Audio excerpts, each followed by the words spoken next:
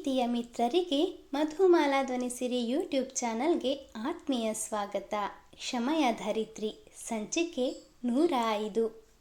ಶ್ರೀಪತಿ ಕೃಷ್ಣನ ಮಾತಿಗೆ ಕಟ್ಟು ಬಿದ್ದು ಒಲ್ಲದ ಮನಸ್ಸಿನಿಂದ ಪ್ರಿಯಾಳಿಗೆ ಕರೆ ಮಾಡಿದ್ದನು.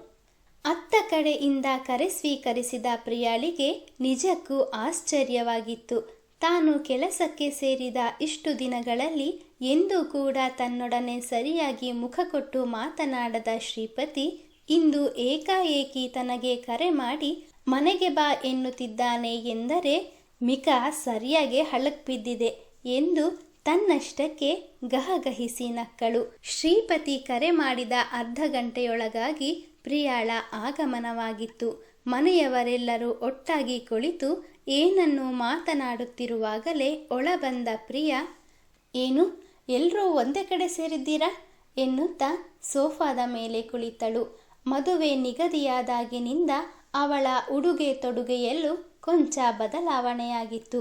ಮಿಡಿ ಸ್ಕರ್ಟಿನ ಸ್ಥಾನವನ್ನು ಸೀರೆಯು ಅಲಂಕರಿಸಿತ್ತು.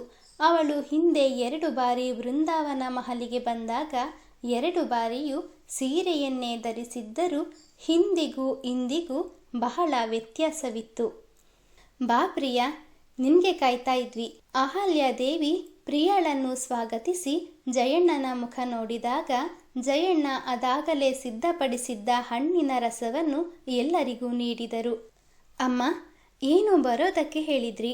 ಪ್ರಿಯಾ ಬಂದಮೇಲೆ ವಿಷಯ ಎಂತ ಅಂತ ಹೇಳ್ತೀನಿ ಅಂದ್ರಿ. ಈಗ ಪ್ರಿಯಾಳು ಬಂದಾಯ್ತು ಎಂದು ಕ್ಷಮಾ ಕಾತುರದಿಂದ ಕೇಳಿದಳು.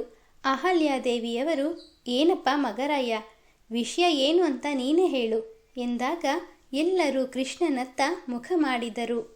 ನೋಡ್ರಪ್ಪ, ಮೊದಲೇ ಹೇಳ್ತಾ ಇದ್ದೀನಿ, ಯಾರು ಕೂಡ ನನ್ನ ಮಾತಿಗೆ ಇಲ್ಲ ಅನ್ನಬಾರ್ದು. ಯಾಕೆ ಅಂದರೆ ಮಾತು ನಂದಾದರೂ ಉಪಾಯ ಅಮ್ಮಂದು. ಕ್ಷಮಾ ಹಾಗೂ ಶ್ರೀಪತಿ ತನ್ನ ಮಾತಿಗೆ ಇಲ್ಲ ಎನ್ನಬಹುದೆಂಬುದನ್ನು ಊಹಿಸಿಯೇ ಕೃಷ್ಣ ಮಾತು ಪ್ರಾರಂಭಿಸಿದ್ದನು.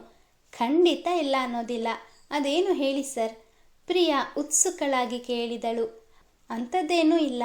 ಈ ಸಂಡೇ ಎಲ್ಲರೂ ಫ್ರೀ ಇದ್ದೀವಿ. ಯಾಕೆ ಎಲ್ಲರೂ ಎಲ್ಲಿಗಾದರೂ ಟ್ರಿಪ್ ಹೋಗಿ ಬರಬಾರ್ದು?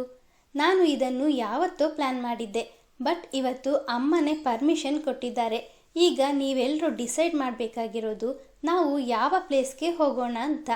ಅವನು ಇನ್ನೂ ತನ್ನ ಮಾತನ್ನೇ ಮುಗಿಸಿರಲಿಲ್ಲ.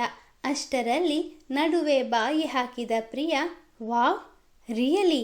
ಹಾಗಾದರೆ ಯಾವ ಪ್ಲೇಸ್ ಅಂತ ನಾನು ಹೇಳ್ತೀನಿ. ಊಟಿಗೆ ಹೋದರೆ ಹೇಗಿರುತ್ತೆ? ಇಲ್ಲ ಅಂದರೆ ಗೋವಾ ಬೀಚ್ ಸೂಪರ್. ಅದು ಇಲ್ಲ ಅಂದರೆ ಈ ಹಿಂದೆ ಅದೆಷ್ಟೋ ಬಾಯ್ ಫ್ರೆಂಡ್ಗಳ ಜೊತೆ ತಿರುಗಿದ್ದ ಜಾಗಗಳ ನೆನಪು ಅವಳ ಮಸ್ತಕದಲ್ಲಿ ಒಮ್ಮೆಲೆ ಹರಿದಾಡಿತು. ಪ್ರಿಯಾ, ಸ್ವಲ್ಪ ನಿಲ್ಲಿಸ್ತೀರಾ? ಕೃಷ್ಣ ಅವಳ ಮಾತಿಗೆ ತಡೆ ಹಾಕಿದ್ದನು. ಪ್ರಿಯಾ, ಇಲ್ಲಿ ನಾವು ಹನಿಮೂನಿಗೆ ಹೋಗ್ತಿಲ್ಲ, ಹೀಗೆ ಸುಮ್ಮನೆ ಟ್ರಿಪ್ ಹೋಗ್ತಾ ಇದ್ದೀವಿ ಅಷ್ಟೇ. ಭಾನುವಾರ ರಜೆ ಇರೋದ್ರಿಂದ 1 ದಿನದ ಪಿಕ್ನಿಕ್ ಹೋಗೋಣ ಅಂತ ಹೇಳಿದ್ದು. ನೀವು ನೋಡಿದರೆ 1 ವಾರ ಟೂರ್ ಹೋಗೋ ಹಾಗೆ ಕಾಣ್ತಾ ಇದ್ದೀರಲ್ಲ ಎಂದಾಗ ಅವಳ ಮುಖ ಕಪ್ಪಿಟ್ಟಿತು. ಅವಳ ಸಪ್ಪಗಾದ ಮುಖವನ್ನು ಗಮನಿಸಿದ ಅಹಲ್ಯಾದೇವಿ, ಹೋಗಲಿ ಬಿಡಪ್ಪ ಕೃಷ್ಣ, ಅವಳೇನೋ ಅವಳಿಗೆ ಗೊತ್ತಿರೋ ಪ್ಲೇಸ್ಗಳ ಹೆಸರು ಹೇಳಿದ್ಲು ಅಷ್ಟೇ. ಈಗ ನೀನು ಹೇಳು, 1 ದಿನದಲ್ಲಿ ಯಾವ ಪ್ಲೇಸ್ಗೆ ಹೋಗಿ ಬರ್ಬೋದು ಅನ್ನೋದು ನಿನ್ನ ಐಡಿಯಾ ಕೇಳಿದರು. ಅಮ್ಮ, ಇದರಲ್ಲಿ ಚೆನ್ನಾಗಿ ಪ್ಲ್ಯಾನ್ ಮಾಡೋದಕ್ಕೆ ಗೊತ್ತಿರೋದು ನನ್ನ ಕ್ಷಮಾಳಿಗೆ ಮಾತ್ರ ಎಂದ ಕೃಷ್ಣ ಕ್ಷಮಾಳ ಉತ್ತರಕ್ಕಾಗಿ ಕಾದನು. ಕ್ಷಮಾ ಕಣ್ಣರಳಿಸಿ ಕೃಷ್ಣನನ್ನೇ ಆಶ್ಚರ್ಯದಿಂದ ದಿಟ್ಟಿಸುತ್ತಾ, ಅರೆ ನೀವೆಂತ? ನಾನು ಇದಕ್ಕಿಂತ ಮುಂಚೆ ಊರೂರು ಸುತ್ತುತ್ತಿದ್ದೆ ಅನ್ನೋ ಹಾಗೆ ಮಾತನಾಡ್ತಿರಲ್ಲ. ಚಿಕ್ಕದರಲ್ಲಿ ಯಾವಾಗಲೋ ಒಮ್ಮೆ ಬೆಂಗಳೂರಿಗೆ ಬಂದದ್ದನ್ನು ಬಿಟ್ಟರೆ ನಾನಾಯಿತು, ನನ್ನ ಮನೆ ಆಯಿತು, ಮತ್ತೆಲ್ಲಿಯೂ ಹೋಗಿಯೇ ಇರಲಿಲ್ಲ. ನನಗೆ ಇದರ ಬಗ್ಗೆ ಐಡಿಯಾವೂ ಇಲ್ಲ, ಕ್ಷಮಿಸಿ ಎಂದಳು. ಬೃಂದಾವನ ಮಹಲಿನ ಒಳಗೆ ಕುಳಿತು ಅರಮನೆಯ ಸೌಂದರ್ಯದ ಸವಿಯನ್ನು ಸವಿಯುತ್ತಿದ್ದ ಶ್ಯಾಮಲಾರಿಗೆ ಥಟ್ಟನೆ ಒಂದು ಉಪಾಯ ಹೊಳೆಯಿತು. ಮೈಸೂರಿಗೆ ಹೋಗಿ ಬಂದರೆ ಹೇಗಿರುತ್ತೆ? ಇಲ್ಲಿಂದ ಮೈಸೂರಿಗೆ ಹೆಚ್ಚೇನೂ ದೂರ ಕೂಡ ಇಲ್ಲ. ಬೆಳಗ್ಗೆ ಹೋಗಿ ಯಾವುದಾದ್ರೂ ಒಂದು ಜಾಗ ನೋಡಿಕೊಂಡು ರಾತ್ರಿ ಒಳಗೆ ಬರ್ಬೋದಲ್ಲ ಎಂದರು. ಅಮ್ಮ, ನಿಮ್ಮ ಉಪಾಯ ಸೂಪರ್ ಆಗಿದೆ. ಕೃಷ್ಣ ಹರ್ಷೋದ್ಗಾರ ಮಾಡಿದನು. ಹೌದು ಶ್ಯಾಮಲಾ, ನನಗೆ ಈ ಐಡಿಯಾ ಹೊಳಿಲೇ ಇಲ್ವಲ್ಲ. ಮಗನೊಂದಿಗೆ ಅಹಲ್ಯಾದೇವಿಯವರು ಕೂಡ ಶ್ಯಾಮಲಾರ ಮಾತನ್ನು ಪ್ರೋತ್ಸಾಹಿಸಿದರು. ನಾನು ಮದುವೆಯಾದ ಹೊಸತರಲ್ಲಿ ನಮ್ಮ ಯಜಮಾನರು ನನ್ನನ್ನು ಮೈಸೂರಿಗೆ ಕರ್ಕೊಂಡು ಹೋಗಿದ್ರು. ಅಲ್ಲಿನ ಅರಮನೆ ಸ್ವರ್ಗವನ್ನು ನೋಡಿದವರು ಯಾರೂ ಇಲ್ಲ. ಆದರೆ ಅರಮನೆಯ ವೈಭವವನ್ನು ನೋಡಿದಾಗ ನಿಜಕ್ಕೂ ಸ್ವರ್ಗವು ಹೀಗೆ ಇರ್ಬೋದೇನೋ ಅನಿಸಿತ್ತು. ನಿಮ್ಮ ಮನೆಗೆ ಮೊದಲು ಕಾಲಿಟ್ಟಾಗಲೂ ಕೂಡ ನನಗೆ ಅರಮನೆಯನ್ನು ಮೈಸೂರಿನಿಂದ ಇಲ್ಲಿಗೆ ಸ್ಥಳಾಂತರಿಸಿಬಿಟ್ರೇನೋ ಅನ್ನೋ ಅನುಮಾನ ಹುಟ್ಟಿತು. ಶ್ಯಾಮಲ ಅತ್ಯುಕ್ತಿಯಿಂದ ಹೇಳುತ್ತಿದ್ದರೆ ಅವರ ಮುಖದಲ್ಲಿದ್ದ ಮುಗ್ಧ ನಗು ಶ್ಯಾಮಳಲ್ಲಿ ಸಂತೋಷ ತರಿಸಿತ್ತು. ಹಾಗಾದರೆ ಮೈಸೂರು ಫಿಕ್ಸ್. ಬೆಳಗ್ಗೆ ಬೇಗನೆ ಹೊರಡೋದು. ಮೊದಲಿಗೆ ತಾಯಿ ಚಾಮುಂಡಿಯ ದರ್ಶನ ಪಡೆದು ನಂತರ ಅರಮನೆಯ ಭವ್ಯತೆಯನ್ನು ಕಣ್ತುಂಬಿಕೊಂಡು ಕೊನೆಯದಾಗಿ ಬೃಂದಾವನ ಮಹಲಿನ ಸದಸ್ಯರೆಲ್ಲರೂ ಬೃಂದಾವನ ಗಾರ್ಡನ್ನಿನಲ್ಲಿ ತಿರುಗಾಡಿಕೊಂಡು ರಾತ್ರಿ ವೇಳೆಗೆ ಮನೆಗೆ ಬರೋಣ, ಸರಿ ತಾನೆ? ಕಿಟ್ಟು, ನಿನ್ನ ಲೆಕ್ಕಾಚಾರ ಏನೋ ಸರಿ ಇದೆ. ಆದರೆ ಬೃಂದಾವನದ ಸದಸ್ಯರೆಲ್ಲ ಅಂತಂದರೆ ಏನರ್ಥ? ನಾನು ಆಗಲೇ ಹೇಳಿದ್ದೀನಿ, ನಾನು ಎಲ್ಲಿಗೂ ಬರೋದಿಲ್ಲ. ಈ ಉಪಾಯ ಮಾಡಿದ್ದು ನೀವು 4 ಜನ ಹೋಗಲಿ ಅಂತ ಎಂದ ಅಹಲ್ಯಾದೇವಿಯವರ ಮಾತಿಗೆ ಮಾತು ಸೇರಿಸಿದ ಶ್ಯಾಮಲ, ಹೌದು ಅಳಿಯಂದ್ರೆ, ಅಹಲ್ಯವರ ಮಾತು ಸರಿ ಇದೆ, ನಿಮ್ಮದೇ ನಾವ್ಯಾಕೆ ಎಂದರು. ಅಮ್ಮ, ಎಂತಕ್ಕೆ ಈ ರೀತಿ ಮಾತನಾಡ್ತೀರಿ? ನಾವೇನು ನಿಮ್ಮನ್ನು ಹೊತ್ತುಕೊಂಡು ಹೋಗಬೇಕಾ? ಕಾರಲ್ಲಿ ಕುಳಿತುಕೊಂಡ್ರೆ ಅದೇ ಕರೆದುಕೊಂಡು ಹೋಗ್ತದೆ. ನಿಜ ಹೇಳಬೇಕು ಅಂದರೆ ನನಗೂ ಕೂಡ ಎಲ್ಲಿಗೂ ಹೋಗ್ಲಿಕ್ಕೂ ಮನಸ್ಸಿಲ್ಲ. ಆದರೆ ಕೃಷ್ಣ ಮಾತಿಗೆ ಮುಂಚೆಯೇ ಹೇಳಿದ್ದಾರೆ, ಇದು ಅಹಲ್ಯ ಅಮ್ಮನ ಉಪಾಯ ಅಂತ. ಅದಕ್ಕಾಗಿಯೇ ಒಪ್ಪಿಕೊಂಡಿದ್ದೇನೆ. ಈಗ ನೀವು ಅಹಲ್ಯ ಅಮ್ಮ ಇಬ್ಬರೂ ಕೂಡ ನಮ್ಮ ಜೊತೆಯೇ ಬರ್ತಾ ಇದ್ದೀರಾ ಅಷ್ಟೇ. ಶ್ಯಾಮಲಾರನ್ನು ಒಪ್ಪಿಸಿದ ಕ್ಷಮ ಅಹಲ್ಯಾದೇವಿಯವರ ಬಳಿ ತೆರಳಿ, ಅಮ್ಮ, ಇಷ್ಟು ದಿನ ಕೇವಲ ಮನೆ ಕಂಪನಿ ಅಂತ ಒಯ್ದಾಟ ನಡೆಸಿದ್ದು ಸಾಕು. ಈ ನಿಮ್ಮ ಯಾಂತ್ರಿಕ ಬದುಕಿಗೂ ಒಂದು ರಿಲೀಫ್ ಬೇಕು ಅನ್ನಿಸುವುದಿಲ್ವಾ? ಹೇಗೂ ಚಾಮುಂಡಿ ಬೆಟ್ಟಕ್ಕೆ ಹೋಗುವುದು ಇದ್ದೇ ಇದೆ. ದೇವಿಯ ಆಶೀರ್ವಾದ ಪಡೆದುಕೊಳ್ಳೋಣ, ನೀವು ಬನ್ನಿ ಎಂದು ಪುಟ್ಟ ಮಕ್ಕಳಂತೆ ಹಠ ಮಾಡಿದಳು. ಅವಳು ಅಷ್ಟೆಲ್ಲ ಹೇಳುವಾಗ ಪ್ರಿಯಾಳ ಕಣ್ಣು ಕೆಂಪಗಾಗಿತ್ತು. ಮೈಸೂರಂತೆ, ಚಾಮುಂಡಿ ಬೆಟ್ಟ ಅಂತೆ, ದೇವಸ್ಥಾನಕ್ಕೆ ಹೋಗೋಕೆ ಅಲ್ಲಿಗೆ ಹೋಗಬೇಕಾ? ಮನಸ್ಸಿನಲ್ಲಿಯೇ ಮಣಮಣಗುಟ್ಟಿದವಳು, ಈಗ ನಾನು ಸುಮ್ಮನೆ ಇದ್ದರೆ ಸರಿಯಾಗೋದಿಲ್ಲ. ನನ್ನ ಅಸ್ತಿತ್ವವನ್ನು ಇಲ್ಲಿ ಗಟ್ಟಿಯಾಗಿ ಬೇರು ಬಿಡಬೇಕು ಅಂದರೆ ನಾಟಕ ಆಡೋದು ಅವಶ್ಯಕತೆ ಇದೆ ಎಂದು ಮನಸ್ಸಿನಲ್ಲಿಯೇ ಅಂದುಕೊಂಡು ಅಹಲ್ಯಾದೇವಿಯವರ ಪಕ್ಕದಲ್ಲಿ ಕುಳಿತು, ಹೌದು ಅಮ್ಮ, ದಯವಿಟ್ಟು ನೀವು ನಮ್ಮ ಜೊತೆ ಬರಲೇಬೇಕು ಎಂದು ಪುಸಲಾಯಿಸಿದಳು. ಇವಳು ಯಾವ ಮಹಾನ್ ನಟಿಯರಿಗಿಂತಲೂ ಕಡಿಮೆ ಇಲ್ಲ. ಅವಳನ್ನೇ ಕೋಪದ ಕಣ್ಣುಗಳಿಂದ ನೋಡುತ್ತಿದ್ದ ಶ್ರೀಪತಿ ಕೊತನೆ ಕುದಿಯತೊಡಗಿದನು. ಸರಿ ಸರಿ, ನೀವೆಲ್ಲರೂ ಇಷ್ಟು ಹೇಳಿದ ಮೇಲೂ ಬರೋದಿಲ್ಲ ಅನ್ನೋದಕ್ಕೆ ನನಗೂ ಮನಸ್ಸಾಗ್ತಾ ಇಲ್ಲ. ಕ್ಷಮ ಹೇಳಿದ್ದು ಸರಿ. ಇಷ್ಟು ದಿನದ ಬ್ಯುಸಿ ಲೈಫಲ್ಲಿ ನಾನು ಏನೋ ಕಳ್ಕೊಂಡಿದ್ದೆ ಅನ್ನಿಸ್ತಿತ್ತು. ಅದನ್ನು ನಮ್ಮ ಕ್ಷಮ ಗೊತ್ತು ಮಾಡಿಕೊಟ್ಲು ಎಂದ ಅಹಲ್ಯಾದೇವಿ ಶ್ಯಾಮಳ ಹಣೆಗೊಂದು ಸಿಹಿ ಮುತ್ತನಿತ್ತರು. ಆಹಾ, ಅಂತೂ ಇಲ್ಲೂ ಕೂಡ ಇವಳೇ ಹೀರೋಯಿನ್ ಆಗೋದ್ಲು. ಇಷ್ಟು ನಾಟಕ ಮಾಡಿದ್ರೂ ಏನೂ ಪ್ರಯೋಜನ ಆಗಲಿಲ್ಲ.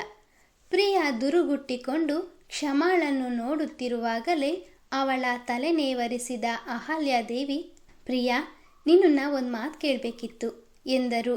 ಪ್ರಿಯಾಳಿಗೆ ಇದ್ದಕ್ಕಿದ್ದಂತೆ ಭಯವಾಗತೊಡಗಿತು.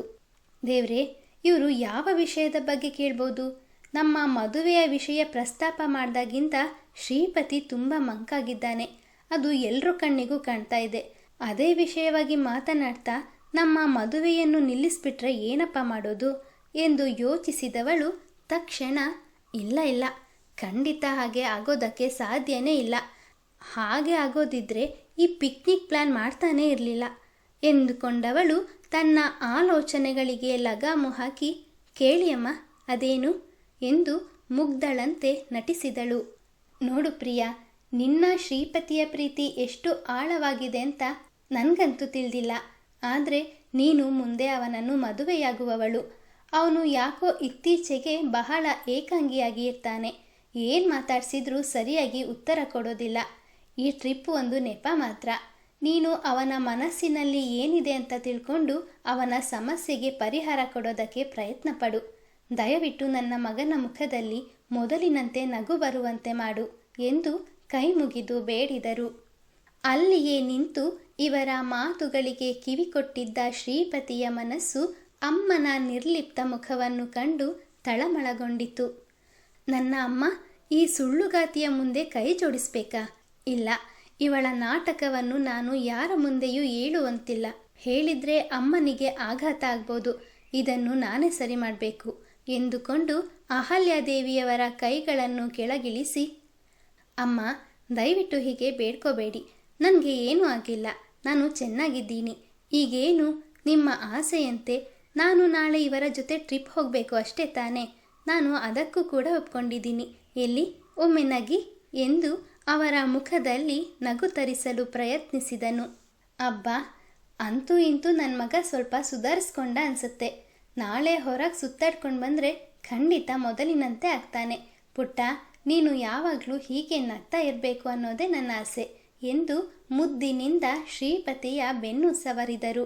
ಅಮ್ಮನ ಪ್ರೀತಿ ಶ್ರೀಪತಿಯ ಕಣ್ಣುಗಳಲ್ಲಿ ನೀರು ತರಿಸಿತ್ತು. ಅವನನ್ನೇ ನೋಡುತ್ತಿದ್ದ ಕೃಷ್ಣ, ಶ್ರೀಪತಿ, ನಾನು ಸ್ವಲ್ಪ ಸಮಯಗಳ ಹಿಂದಷ್ಟೇ ಹೇಳಿದ್ದೆ, ಪ್ಲೀಸ್ ಕಣೋ, ಸುಮ್ಮನೆ ಅಳಬೇಡ, ನೀನತ್ರ ನನಗೂ ಅಳು ಬರುತ್ತೆ ನೋಡು ಎಂದು ಚಿಕ್ಕ ಮಕ್ಕಳಂತೆ ಅಳುವಂತೆ ನಾಟಕ ಮಾಡಿದನು.